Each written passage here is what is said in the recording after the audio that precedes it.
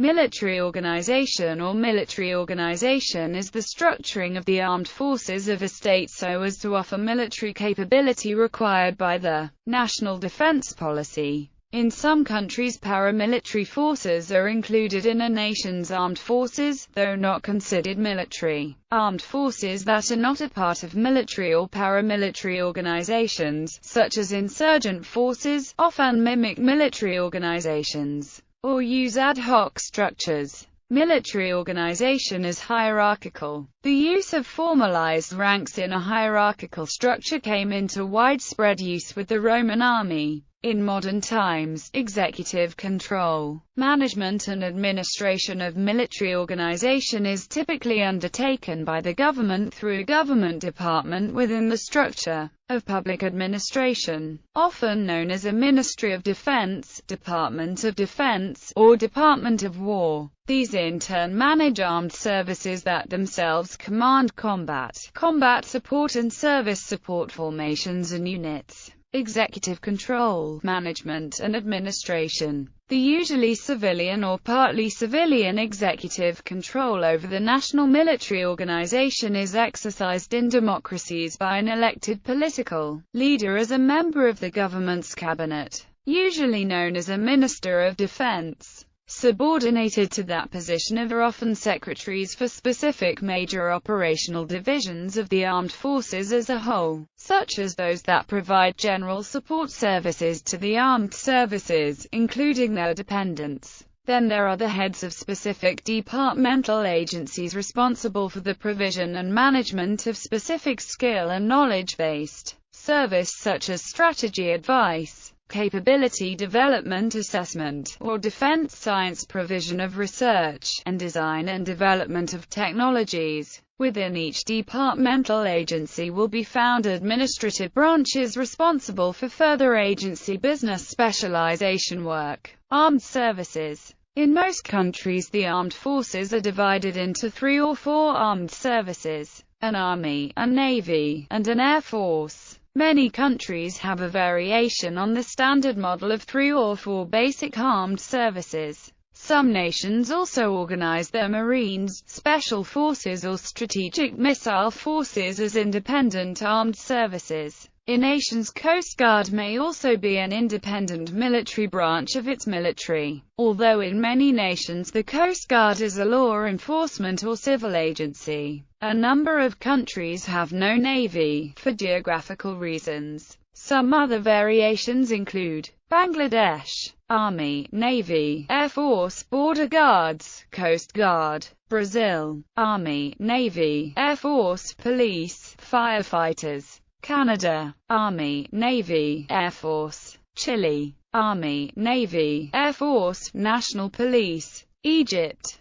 Army, Navy, Air Force, Air Defense; Greece, Army, Navy, Air Force; Germany, Army, Navy, Air Force, Joint Support Service, Joint Medical Services; Hungary, Army, Air Force; India, Army, Navy, Air Force, Strategic Forces Command, Coast Guard, Paramilitary Forces; Indonesia, Army, Navy, Air Force, Coast Guard, Police; Iran, Army, Air Force, Navy and Air Defense Force, Revolutionary Guards; Italy, Army, Navy, Air Force, Military Police; Norway, Army, Navy, Air Force, Home Guard, Cyber Defense Force; Pakistan, Army, Navy, Air Force, Rangers, Frontier Corps; Pakistan Coast Guard, Maritime Security Agency, Gilgit Scouts; Pakistan National Guard, Airport Security Force, Frontier Constabulary, National Command Authority;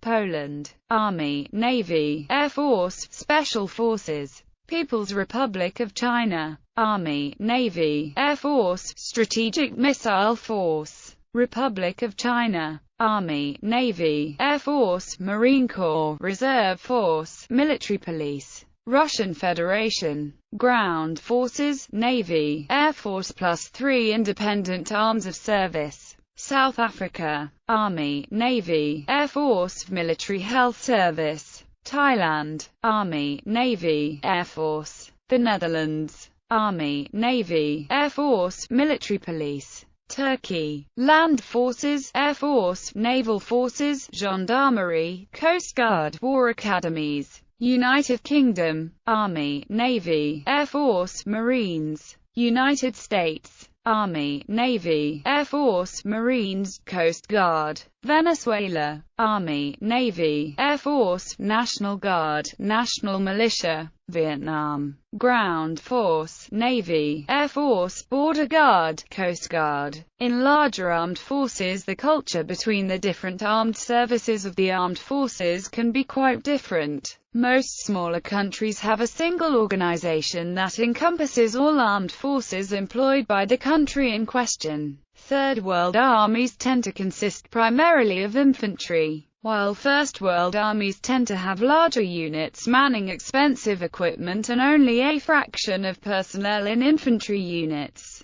It is worthwhile to make mention of the term joint. In Western militaries, a joint force is defined as a unit or formation comprising representation of combat power from two or more branches of the military. Internal security forces, gendarmeries including equivalents such as internal troops, paramilitary forces and similar are an internal security service common in most of the world, but uncommon in Anglo-Saxon countries where civil police are employed to enforce the law, and there are tight restrictions on how the armed forces may be used to assist commands, formations and units. It is common, at least in the European and North American militaries, to refer to the building blocks of a military as commands, formations and units. In a military context, a command is a collection of units and formations under the control of a single officer. Although during the Second World War a command was also a name given to a battle group in the U.S. Army. In general, it is an administrative and executive strategic headquarters which is responsible to the national government or the national military headquarters.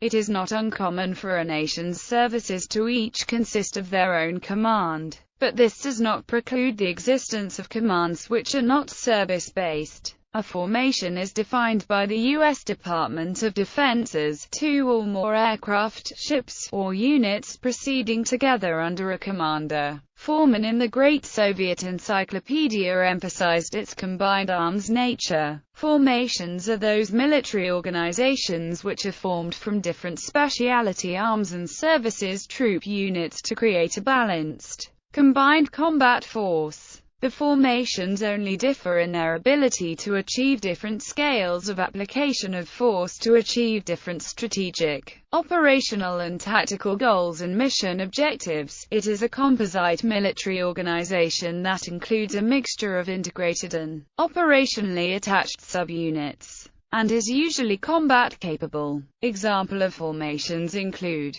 divisions, brigades, battalions, wings, etc. Formation may also refer to tactical formation, the physical arrangement or disposition of troops and weapons. Examples of formation in such usage include pack front, Panzerkeil, Testude formation, etc. A typical unit is a homogeneous military organization that includes service personnel predominantly from a single arm of service, or a branch of service, and its administrative and command functions are self-contained. Any unit subordinate to another unit is considered its subunit or minor unit. It is not uncommon for unit and formation to be used synonymously, although formation is rarely used for small units like platoon or company. Other examples of units are divisions, brigades, battalions, etc. An example is the squadron. In most navies, a squadron is a formation of several ships. In most air forces, it is a unit. In the U.S. Army, it is a battalion-sized of cavalry unit, and in Commonwealth armies, a squadron is a company-sized subunit.